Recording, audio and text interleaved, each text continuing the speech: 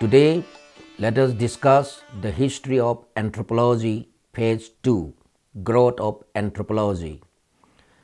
The growth of anthropology can be discussed under the following headings. First, we have introduction. In the previous lecture, we have discussed the emergence of anthropology. Let us now discuss the growth of anthropology, that is, the development of anthropology as an organized and systematic discipline. In today's lecture, let me tell you a brief review of the growth of anthropology in general. Next, we have early periods 18th to 19th century. Let us review in brief the works of eminent scholars to assess the growth of the world anthropology.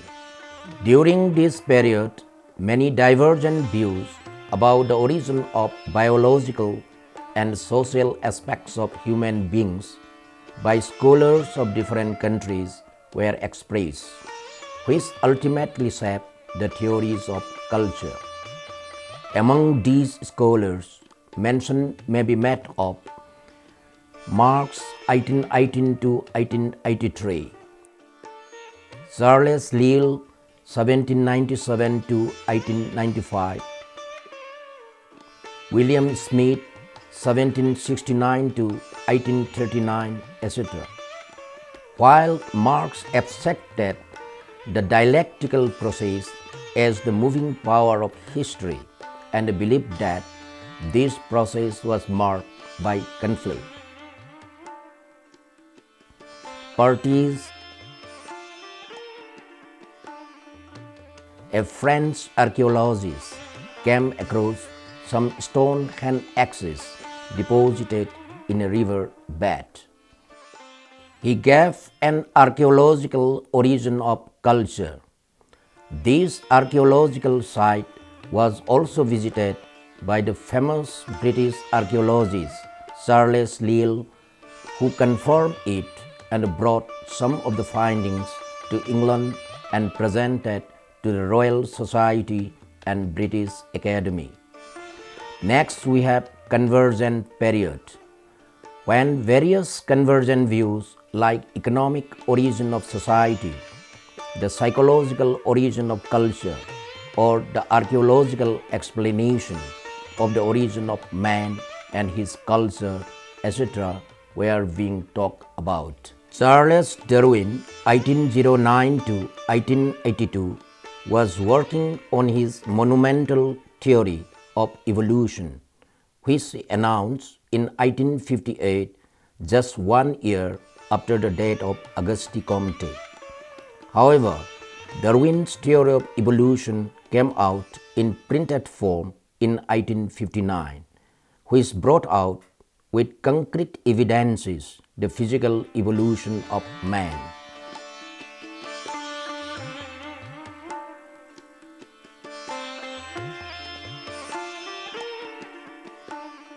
Darwin's scheme of evolution also tested his two major hypotheses, namely the struggle for existence by natural selection and survival of the fittest, which were demonstrated by Darwin through light on man's position in animal kingdom, ranging from mammals to Homo sapiens.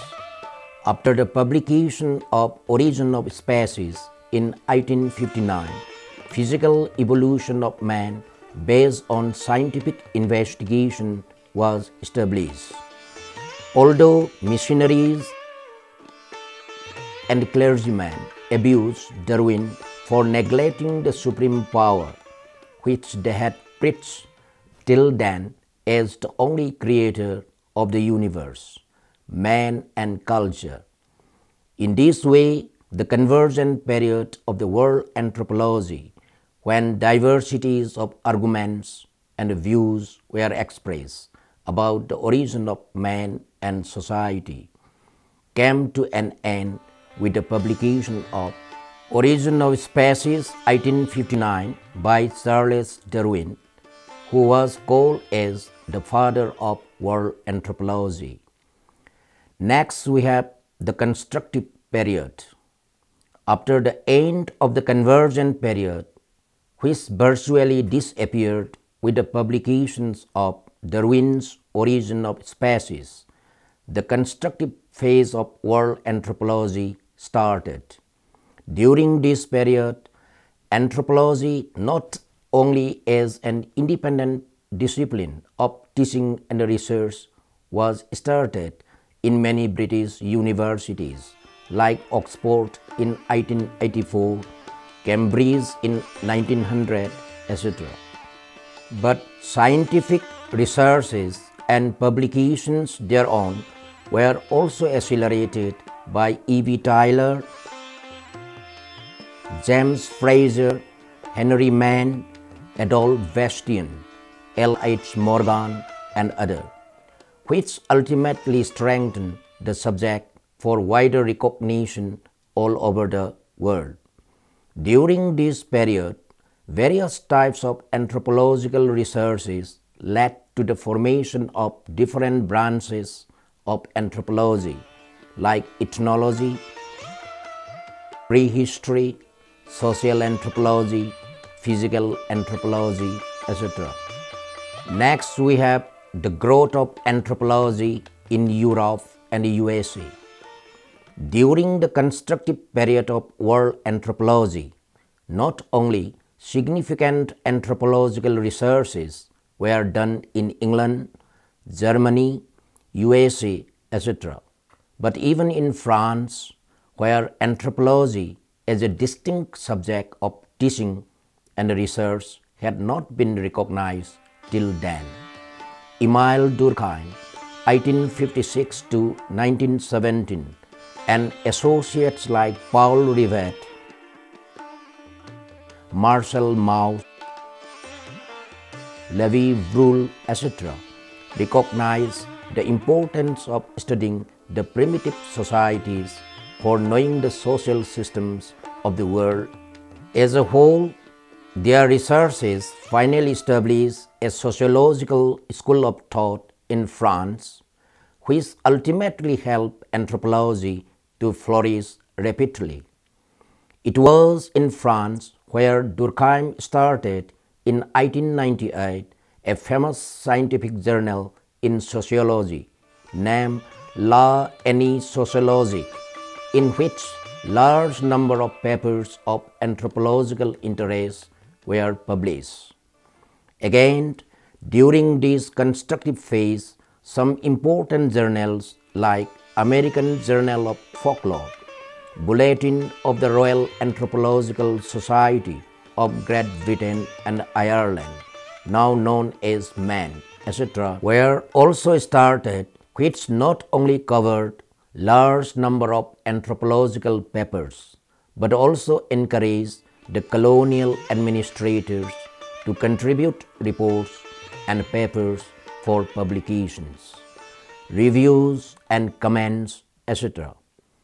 These colonial administrators, posted in different British dominions, made tremendous contributions for strengthening the anthropological researches.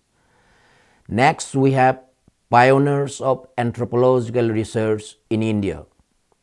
For instance, the researches done in India by these British officers during this period, such as William Crook in North India, E. Thurston in South India, O. Malay in northeastern India, Russell in central India, etc., ultimately led to the opening of anthropology in many Indian universities at a later stage.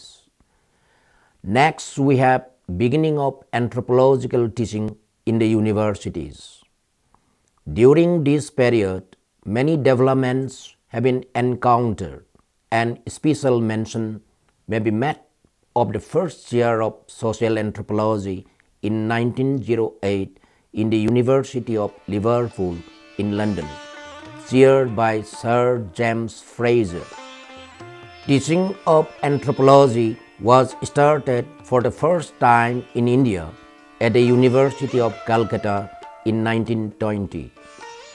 The teaching of social anthropology was started in the Department of Sociology at the University of Bombay in 1919. The first anthropological journal in India, known as Man in India, was started in 1921 by late Sir A.C. Roy, the father of Indian ethnography, and many other significant developments promoting the cause of anthropology took place during this period. Next, we have anthropological schools of thought. Many anthropologists have pointed out that during this period, various anthropological concepts were propounded, which led to the foundation of different schools of thought in anthropology. Most of the schools of thought, namely functional school of thought, structural school of thought, school of diffusion, culture and personality, etc., were developed during this period. The authors of this period specialized in theorizing the concepts,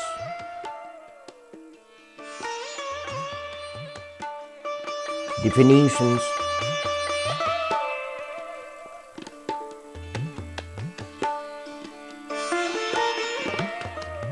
classification of the different aspects of culture, which are still unparalleled in the history of anthropology. For instance, Malinowski flourished in the field of anthropology during this period. Most of his publications were published during this period, as well as his historical field expedition among the Trobriand Islanders was done during the same period. Radcliffe Brown, a matchless theoretician of the British School of Anthropology, got his training in social anthropology under W.H.R. Rivers and A.C. Haddon in Cambridge during this period.